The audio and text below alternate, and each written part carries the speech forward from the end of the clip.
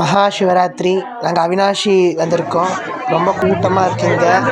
சாமியெல்லாம் கும்பிட்றதுக்கு 5 மணி நேரம் ஆயிரும். நாங்கள் எங்கள் சிவ பூஜை பண்ணோம். சிவனுக்கு செம்ம கூட்டமாக இருக்குது.